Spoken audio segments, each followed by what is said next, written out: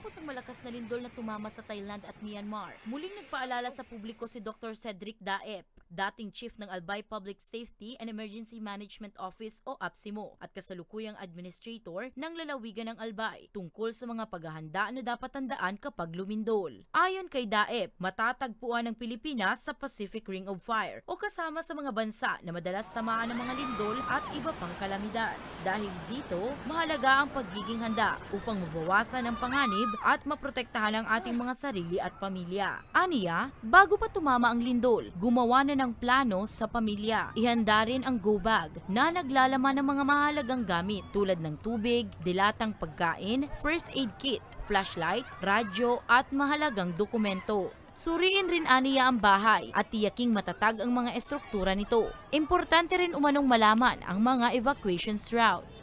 Yung nangyari sa Myanmar and Bangkok, Cambodia, apektado din ang Southwest China and Lao PDR is a kind of a reminder sa atin na dapat paghandaan talaga natin ang lindol.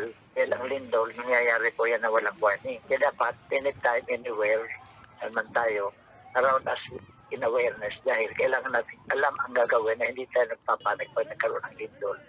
Habang lumilindol naman, manatili lamang daw sa iyong kinatatayuan. Kung nasa loob ng bahay, manatili sa loob at pumunta sa isang ligtas na lugar. Kung nasa labas, ay lumayo sa mga gusali at poste. Protektahan rin ang ulo, huwag tumakbo at maging mahinahon. Dagdag pa niya, importante rin ang pagkakaroon ng seminars upang mas malawak ang kamalayan ng publiko tungkol sa disaster preparedness. Sa earthquake drill, kailangan scenario-based tayo. Hindi pwedeng lahat lang fire and earthquake drill na structural failure. Dahil meron tayo ditong tsunami. Dapat tsunami warning and evacuation ang gawin sa mga lugar na nasa coastal. Hindi yung tinatawag nating earthquake. Dahil pag sinabing earthquake, ang pagkaintindi nila, ground shaking lang. Ang earthquake, meron tayong landslide, may fire, may tsunami, meron tayong liquefaction katulad ng mga areas na reclaimed properties, swamp dati. Siya ko laging binabaha. Malambot yung lupa niyan. Pwedeng tumagilid ang building. Doon naman sa may mga sinkhole.